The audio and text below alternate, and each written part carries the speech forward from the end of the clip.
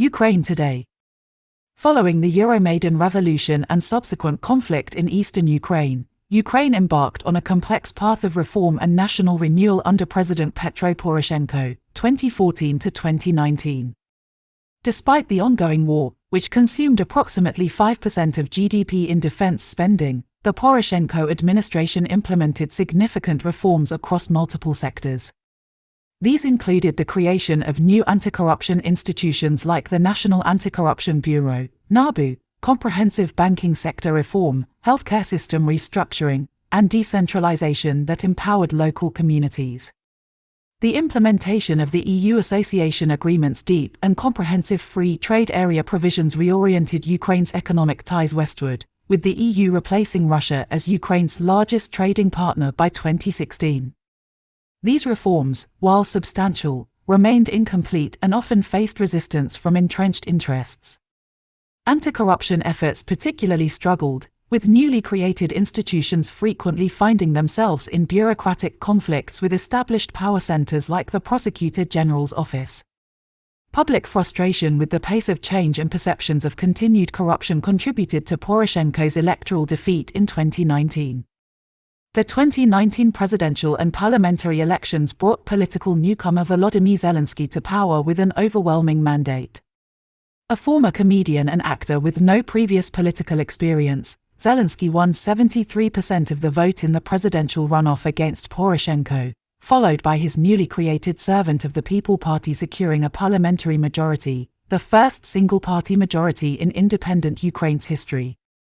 This unprecedented concentration of political power created expectations for accelerated reforms and progress on resolving the Donbas conflict. Zelensky's administration initially focused on peace efforts and continued reforms. Early prisoner exchanges with Russia in September 2019 returned prominent Ukrainian prisoners, including filmmaker Oleg Sentsov and 24 sailors captured during the 2018 Kerch Strait incident.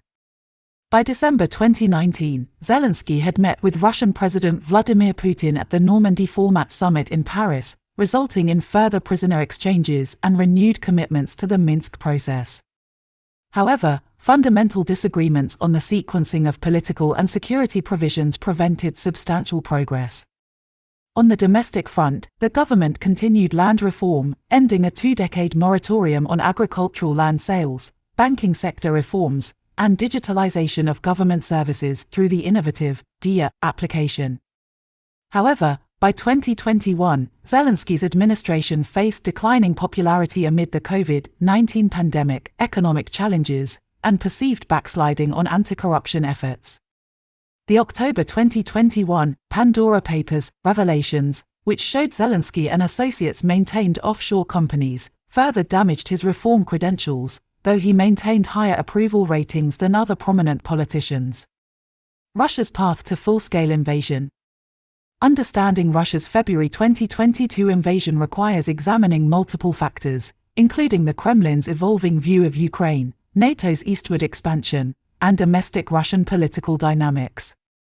From Moscow's perspective, Ukraine's post-2014 westward trajectory represented both a geopolitical setback and an ideological threat.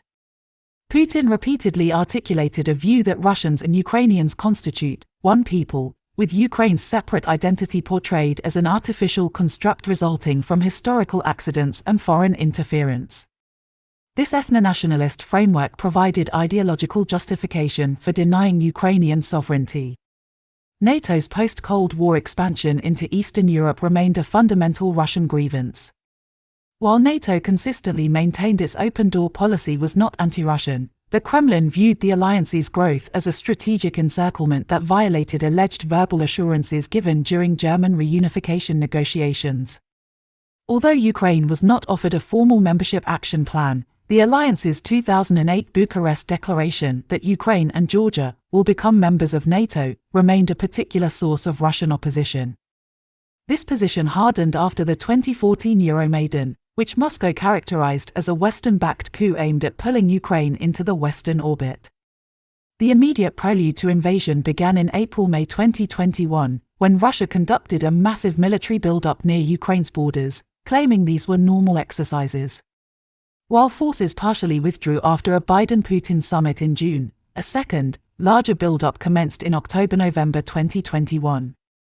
By December 2021, US intelligence assessed that Russia was planning a multi-front invasion and began sharing this intelligence with allies and publicly warning of the threat. On December 17, 2021, Russia issued demands for security guarantees, including NATO's permanent exclusion of Ukraine from membership, removal of NATO infrastructure from Eastern European members who joined after 1997, and limitations on military deployments in Europe. Throughout January and early February 2022, intensive diplomatic efforts attempted to avert conflict. French President Emmanuel Macron, German Chancellor Olaf Scholz, and others met with Putin, while the US and NATO provided written responses to Russian security demands. These responses rejected core Russian demands regarding NATO's open-door policy but offered discussions on arms control, transparency measures, and risk reduction. Meanwhile, Russia continued amassing forces, eventually positioning approximately 190,000 troops around Ukraine's borders.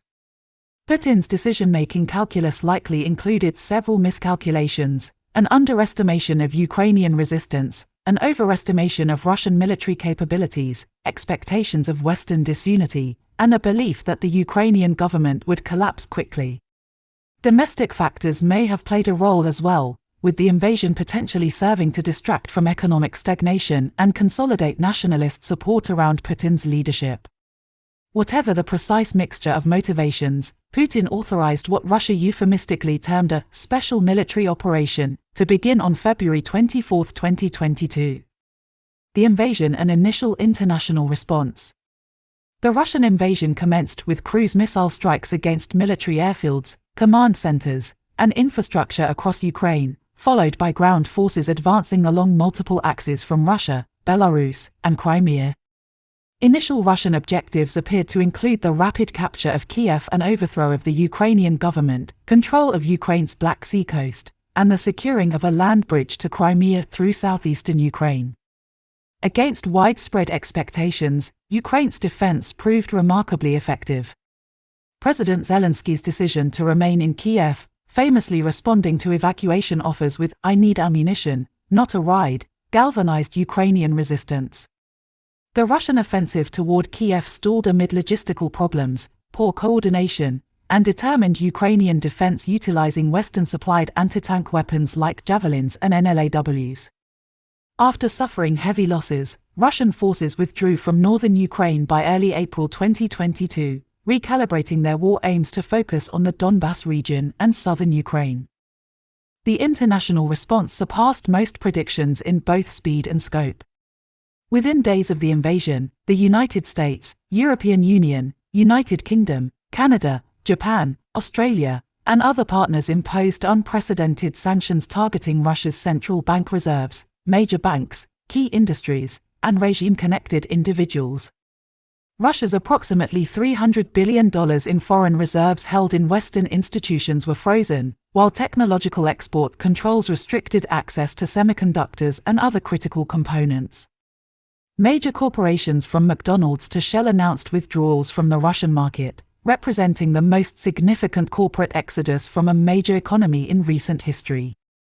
Military support for Ukraine rapidly expanded beyond pre-invasion expectations. The United States authorized an initial $350 million in emergency military assistance within days, followed by progressively larger packages. What began as primarily small arms and anti-tank systems expanded to include artillery systems, air defense, armored vehicles, and eventually advanced systems like HIMARS, High Mobility Artillery Rocket System, and Patriot air defense batteries. By 2024, total U.S. military assistance had exceeded $44 billion, supplemented by substantial European contributions.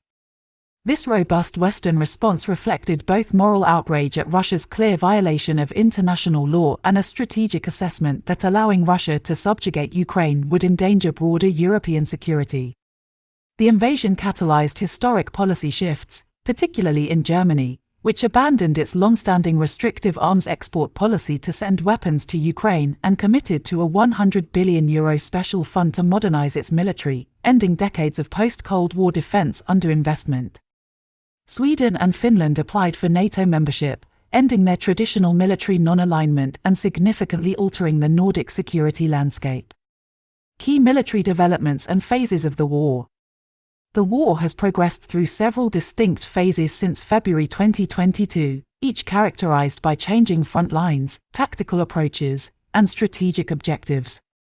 Following the failed attempt to capture Kiev, Russia redirected its efforts toward securing the Donbas and southern coastal regions.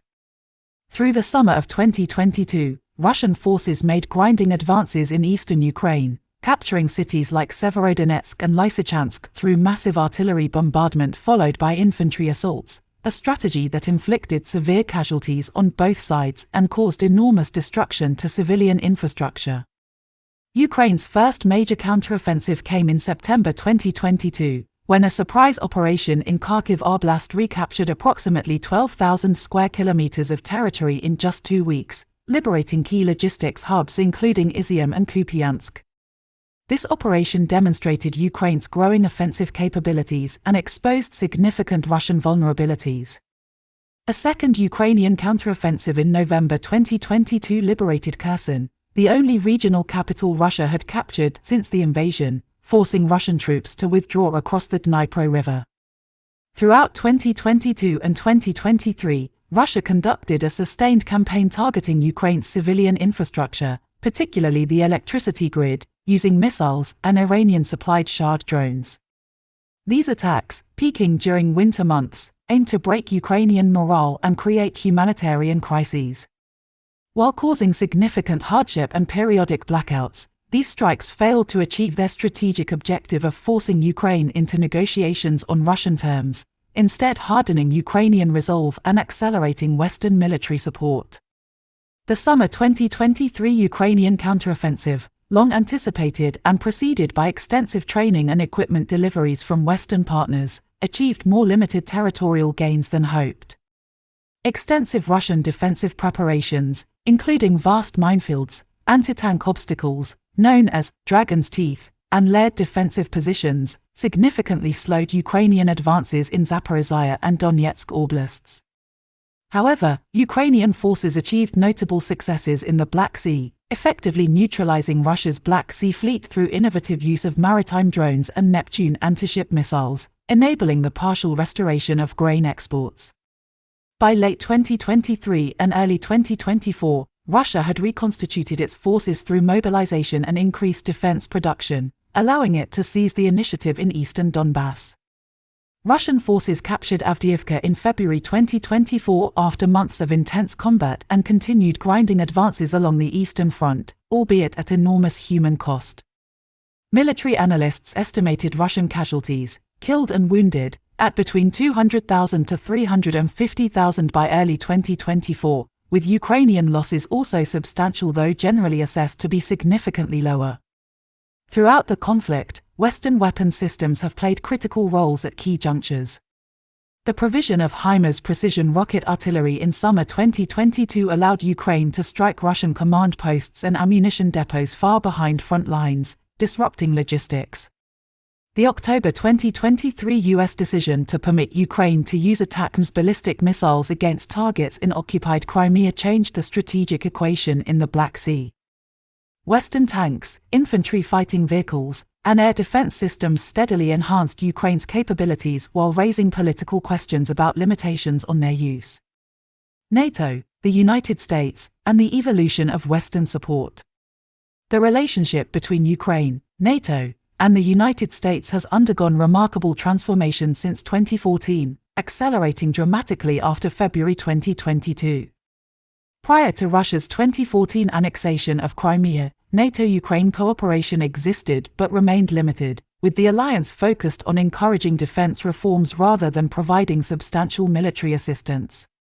The Obama administration, while rhetorically supporting Ukraine after the Euromaidan, limited lethal aid to non-lethal equipment like night vision devices, body armor, and radar systems, concerned about escalation with Russia. The Trump administration marked a shift in this approach, approving the sale of Javelin anti-tank missiles in 2018 and expanding military training programs. However, support remained cautious and became entangled in domestic U.S. politics during the 2019 impeachment inquiry, which centered on allegations that President Trump withheld security assistance to pressure Ukraine into investigating political rivals. The Biden administration initially continued measured support while attempting to stabilize U.S.-Russia relations, exemplified by the June 2021 Geneva summit with Putin. However, as intelligence about Russia's invasion plans emerged in late 2021, the administration shifted to intensive preparation for conflict, including pre-positioning military aid and developing intelligence sharing arrangements. When the invasion came, this groundwork enabled rapid expansion of military support. The evolution of Western military assistance has been marked by progressive dissolution of self-imposed restrictions. What began as defensive anti-tank weapons expanded to artillery, then to armored vehicles, then to tanks, and eventually to the authorization of long-range strikes within Russian territory near the border. Each escalation point triggered intense Allied debates about risks of Russian escalation, with the United States generally maintaining some limitations, such as restrictions on using certain weapons for strikes deep inside Russia, while progressively expanding Ukraine's capabilities. NATO as an institution has carefully maintained its position of not being a direct party to the conflict, providing a coordination framework for member states' bilateral support rather than direct NATO assistance. The alliance established a comprehensive assistance package and training programs while individual member states provided equipment and financial support. This approach helped navigate the complex political reality that some NATO members, particularly Hungary and, to a lesser extent, Turkey, maintained more cautious positions regarding support for Ukraine. Despite these limitations, the war triggered the most significant revitalization of NATO since the Cold War. The alliance's 2022 Madrid summit adopted a new strategic concept explicitly identifying Russia as the most significant and direct threat to Ally security, a dramatic shift from the 2010 concept that had described Russia as a strategic partner. Defense spending across European members accelerated, approaching and in some cases exceeding the 2% of GDP target that had previously been widely missed. The accession of Finland and Sweden expanded the alliance's capabilities and strategic depth, particularly in the Baltic region. For Ukraine itself, the relationship with NATO transformed from aspiration to practical reality. While formal membership remained elusive, Ukraine's armed forces achieved unprecedented interoperability with NATO standards, and cooperation expanded to include intelligence sharing, real-time battlefield advice, and sophisticated training programs. The July 2023 NATO summit in Vilnius declared that Ukraine's future is in NATO, while establishing a NATO-Ukraine Council and removing the requirement for a membership action plan, streamlining Ukraine's eventual path to membership. Toward resolution, diplomatic efforts and future scenarios. Early diplomatic efforts to end the conflict began almost immediately after the invasion. Turkey hosted talks between Ukrainian and Russian delegations in March-April 2022, producing a tentative framework that would have involved Ukrainian neutrality with security guarantees, deferred resolution of the Crimea question, and phased withdrawal of Russian forces. These negotiations collapsed by April 2022 amid evidence of Russian atrocities in towns like Bucha and hardening positions on both sides. Subsequent diplomatic initiatives have been sporadic and limited in scope. Agreements on grain exports through the Black Sea, brokered by Turkey and the UN in July 2022, though later abandoned by Russia, and prisoner exchanges represented the only significant diplomatic achievements. By late 2022, positions had further polarized, with Ukraine adopting legislation forbidding negotiations while Putin remained in power, while Russia formally annexed for Ukrainian oblasts, Donetsk, Luhansk, Zaporizhia, and Kherson, in September 2022, despite not fully controlling them. Competing visions for ending the conflict reflect fundamentally different conceptions of the war's nature. Russia maintains that it is fighting Western aggression using Ukraine as a proxy, demanding recognition of its territorial claims and Ukrainian neutrality. Ukraine, supported by most Western allies, insists on complete restoration of territorial integrity within internationally recognized borders and security guarantees to prevent future Russian aggression. Various peace proposals have emerged from different sources. China released a 12-point peace plan in February 2023 calling for ceasefire and negotiations without addressing territorial questions. In June 2023, Ukraine presented a 10-point peace formula at the G20 summit that included complete Russian withdrawal, accountability for war crimes, and security guarantees. Brazil and other Global South nations have proposed frameworks emphasizing immediate ceasefires without preconditions. None of these proposals has gained sufficient traction to move toward implementation. The prospects for meaningful negotiations face multiple obstacles. Both sides maintain apparently irreconcilable positions on core issues, particularly territorial control. Neither side believes it has reached a mutually hurting stalemate that would make compromise preferable to continued fighting. Domestic political constraints in both Russia and Ukraine make concessions difficult, with Ukrainian public opinion overwhelmingly opposed to territorial concessions, while Putin has staked his domestic legitimacy on victory. Several potential scenarios could eventually move the conflict toward resolution. A decisive military breakthrough by either side could create conditions forcing the other to negotiate from a position of weakness, though most military analysts consider this unlikely given the current balance of forces. Alternatively, economic or political developments, such as Western aid restrictions, Russian domestic instability, or changing leadership in key countries, could alter the strategic calculus. A third possibility involves a lengthy frozen conflict along current lines, potentially lasting years before conditions for genuine resolution emerge. Any sustainable resolution will likely require addressing broader European security architecture questions beyond Ukraine alone. Russia's fundamental concerns about NATO expansion and Western military presence in Eastern Europe would need consideration, while also establishing credible security guarantees for Ukraine and other states bordering Russia. Economic reconstruction, which the World Bank estimates would require at least $486 billion for Ukraine alone, presents another massive challenge.